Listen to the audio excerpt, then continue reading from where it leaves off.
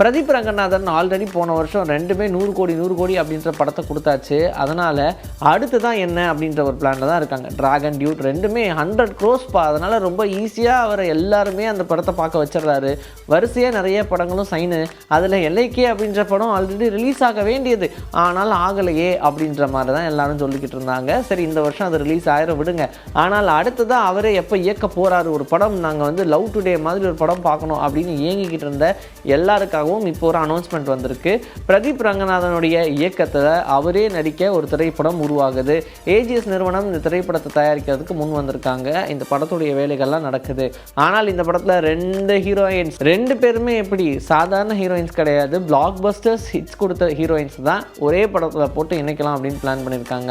ஒன்று மீனாட்சி சௌதரி. ஸோ மீனாட்சி சௌதரி அவர்களை பற்றி நமக்கு தெரியும்ல, ஆல்ரெடி நிறைய திரைப்படங்களை பார்த்தாச்சு. ஈவன் லக்கி பாஸ்கர், கோட் மாதிரியான திரைப்படங்கள்லாம் நடிச்சிட்டாங்க. அவங்கள ஒரு ஹீரோயினாகவும், இன்னொரு பக்கம் ஸ்ரீலீலா ஆல்ரெடி இப்போ அவங்க பராசக்தி அப்படின்ற படத்தில் நடிச்சிருந்தாங்க. அது மூலிமா தமிழுக்கு அறிமுகம் ஆகியாச்சு. இப்போ அப்படியே தூக்கி நாங்கள் இந்த திரைப்படத்தில் யூஸ் பண்ணுறோம் அப்படின்ற மாதிரி பிளான் பண்ணியிருக்காங்க. ஸோ 2 ஹீரோயின்ஸும் சேர்த்து ஒரே திரைப்படத்தில் மர்ஜ் பண்ணி இந்த திரைப்படத்தை இருக்கிறதுக்கு பிளான் பண்ணியிருக்காங்களாம்.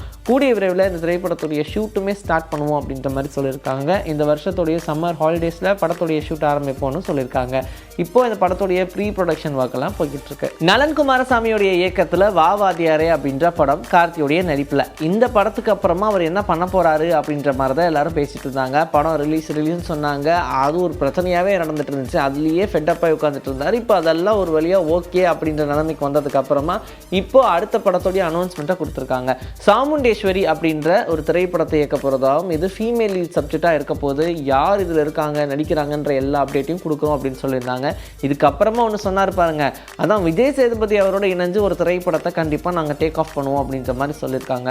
ஆல்ரெடி இவங்களுடைய காம்பினேஷனில் காதலும் கடந்து போகும், ஏன் சூதுக்கவும், இதெல்லாம் செம்ம சூப்பர் ஹிட்டு. ஈவன் சூதுக்கவும் தான் விஜய் சேதுபதி அவருடைய கெரியரில் ஒரு பெரிய சேஞ்ச் கொடுத்துச்சு அப்படின்னு சொல்லலாம். இப்படி இருக்கும்போது இவங்க சேர்ந்து ஒரு திரைப்படத்தை பண்ண போகிறாங்க.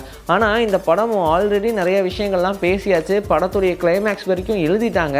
ஆனால் இந்த படம் டேக் ஆஃப் ஆகிறதுக்கு காரணம் கிளைமேக்ஸ் மாட்டாது தான். ஒரு 15 பேர்லாம் உட்காந்து பேசியும் இந்த கிளைமேக்ஸ் கரெக்டாக மாட்டலையேப்பா, என்ன பண்ணுறது அப்படின்னு யோசிச்சுட்டே இருந்திருக்காங்க போல். இப்போ ஒரு வழியாக இந்த படத்துடைய கிளைமேக்ஸ் வரைக்கும் எழுதி முடிச்சிட்டாங்க. அதனால் சந்தேகமே இல்லாமல் படத்துடைய ஷூட் ஆரம்பிக்கலாம் அப்படின்ற மாதிரி பிளான் பண்ணிட்டாங்க. கை நீளம் அப்படின்றதான் இந்த படத்துடைய டைட்டிலாகவே வச்சுருக்காங்களாம்.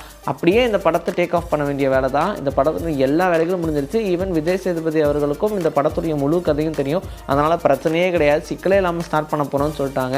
20 கோடி ரூபாய் பட்ஜெட்டில் அந்த சாமுண்டேஸ்வரி அப்படின்ற படத்தை எடுக்கிறாங்களா. ரொம்ப சின்ன பட்ஜெட்டில் உருவாகக்கூடிய படம் தான். அந்த படம் முடிச்சதுக்கு அப்புறமா அப்படியே விஜய் சேதுபதியோட இணைஞ்சு ஒரு படம் பண்ணுறதா அப்படின்னு சொல்லிட்டாங்க. ஈவன் பூரி ஜெகநாதனும் விஜய் சேதுபதியும் சேர்ந்து ஒரு படம் பண்ண போகிறதா சொல்லியிருந்தாங்க இல்லையா. அந்த படத்துடைய அனௌன்ஸ்மெண்ட்லாம் நிறைய வந்துச்சு. இப்போ அந்த படத்துடைய டைட்டிலும் நமக்கு தெரியும், சந்தேகமே இல்லை அப்படின்ற மாதிரி ஒரு நல்ல கேங்ஸ்டர் திரைப்படமாக எடுத்திருக்காங்கன்றதான் ரசிகர்கள் மத்தியில் நம்பப்படக்கூடிய ஒன்று. போஸ்டர்லாம் அப்படி போட்டு உள்ளே வந்து காமெடி படமாக காட்டிடாதீங்க அப்படின்ற மாதிரி எல்லோரும் பேசிகிட்டு இருக்காங்க.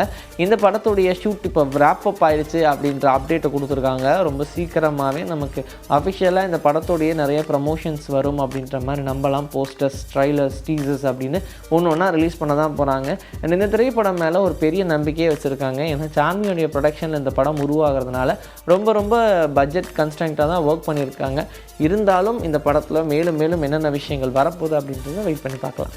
இது வரைக்கும் இசையமைப்பாளராக இருந்த டிஎஸ்பி இப்போது அப்படியே ஒரு ஸ்டேஜ் மேலே போய் ஹீரோ ஆயிட்டாரு அப்படின்னு சொல்கிறாங்க. ஹீரோனா எஸ், ஹீரோ ஆகிட்டாரு. ஆல்மோஸ்ட் கதாநாயகனா எல்லா இசையமைப்பாளரும் வந்துடுறாங்கன்னு வச்சுக்கோங்க. அனிருத் மட்டும்தான் இன்னும் வராமல் இருக்கார். ஏன்னா ஜிவி பிரகாஷ் வந்தாச்சு, விஜய் ஆண்டனி வந்தாச்சு, ஏஆர் ரஹ்மான் இப்போ ப்ரமோஷன்ஸ்லாம் பார்த்தா அழகாக பாட்டு பாடிட்டு இருக்கிறாரு வச்சுக்கோங்க. சரி, இப்போ இவங்களுக்கு அடுத்தபடியாக சடனாக டிஎஸ்பி வர்றதுக்கான ரீசன் என்ன அப்படின்ற மாதிரி தான் எல்லாரும் கேட்டுருந்தாங்க. ரொம்ப நாளாகவே டிஎஸ்பி நீங்கள் ரொம்ப ஸ்மார்ட்டாக இருக்கீங்க, ஏன் நடிக்கலை அப்படின்லாம் நிறைய பேர் கேட்பாங்களே. அப்படி கேள்வி கேட்டவங்களுக்குலாம் பார்க்கலாங்க சொல்லிட்டு இருந்தார் போல். ஆனால் இப்போது வேணும் என்ன பண்ணியிருக்காரு, நீங்கள் கண்டிப்பாக நடிக்கணுங்க, நான் அந்த படத்தை இயக்கிறேன் அப்படின்னு சொல்லி அவரை கன்வின்ஸ் பண்ணி ஒரு படத்தையும் கமிட் பண்ணிட்டாங்க. அதான் எல்லம்மா அப்படின்ற படம். இந்த படத்துடைய கிளிம்ஸை ரிலீஸ் பண்ணி, ஆஹா என்னையா இப்படி வெறித்தனமாக நடிச்சிருக்காரு, வெறும் இசையமைப்பாளராக இருந்தவர் வேற ஒரு அவதாரம் எடுத்துட்டாரே அப்படின்ற மாதிரி தான் இருக்குது. ஏன்னா தமிழில் இவர் போட்ட இசை எல்லாமே ஹிட்டு. சச்சினாக இருக்கட்டும், இப்படி நிறைய படங்கள் நமக்காக கொடுத்துருக்காங்க. சிங்கமாக இருக்கட்டும், அதே மாதிரி புஷ்பாலெல்லாம் அவர் போட்ட மெட்டு தான் செம்ம ஹிட்டாக ஓடிக்கிட்டு இருந்துச்சு. கொஞ்சம் கூட சாக்ரிஃபைஸே பண்ணாமல் இசையை அள்ளி தெளிப்பார் அப்படின்னு சொல்லலாம். ஸோ இவருடைய நடிப்பில் இப்போ ஒரு திரைப்படம், அதுவும் தெலுங்குல உருவாகியிருக்கு. இந்த படம் கண்டிப்பாக ஒரு பெரிய லெவலில் சக்ஸஸ் ஆச்சுன்னா இவர் நிறைய படங்கள் நடிகராகவே தான் நடிப்பார் அப்படின்ற மாதிரியும் சொல்கிறாங்க. வெயிட் பண்ணி பார்க்கலாம். ஏஆர்கே சரவணனுடைய இயக்கத்தில் 2014 ரிலீஸ் ஆன திரைப்படம் மரகத நாணயம். இந்த திரைப்படம் ஒரு சூப்பர் ஹிட் படம்ப்பா. யார் நடித்தாலும் இந்த கதை பேசும் அப்படின்ற மாதிரியான ஒரு கதை களம் அப்படின்ற ஒரு கதைக்களம் இந்த திரைப்படத்தில் இருக்குன்னு சொல்லலாம். இந்த படத்துடைய பெரிய சக்ஸஸ்க்கு அப்புறமா இதோடைய 2ஆம் பாகம் வரும் அப்படின்னு சொல்லிட்டு இருந்தாங்க. ஈவன் ஆதி நிக்கி கல்ராணியுடைய நடிப்பை எல்லாருமே இந்த படத்தில் காதலிச்சாங்க அப்படின்னு சொல்லலாம். அந்த லெவலுக்கு இந்த திரைப்படத்தை எக்ஸ்ட்ரீமாக கொண்டு போயிருப்பாங்க. அப்படிப்பட்ட ஒரு திரைப்படத்துடைய 2ஆம் பாகம் இப்போ உருவாகிருச்சு அப்படின்னு படத்தை டீசரோட சொன்னது ரசிகர்கள் மத்தியில் ஒரு பெரிய சந்தோஷத்தை ஏற்படுத்தியிருக்கு. இந்த வருஷம் மரகத நாணயம் பார்ட் 2 ரிலீஸ்க்கு ரெடி ஆகுது அப்படின்னு சொல்லிட்டாங்க. ஒரு வழியாக இந்த திரைப்படத்தை நம்ம பார்க்க போகிறோம் அப்படின்ற சந்தோஷத்தோடு சேர்ந்து கட்டாயம் இந்த படத்தை எல்லாரும் பார்க்கணும்ப்பா அப்படின்ற மாதிரியான கதைக்களத்தையே இந்த படத்தில் உருவாக்கியிருக்காங்க அப்படின்னு சொல்கிறாங்க. இன்றைக்கி நம்மளுடைய சினிபூத்தில் சினிமா பற்றின பல விஷயங்கள் பார்த்தாச்சு. இதே மாதிரி அடுத்த எபிசோடுக்கு ரெடியாக இருங்க. உங்களை நான் வந்து சந்திக்கிறேன். This is bye from Vijayasri. Take care.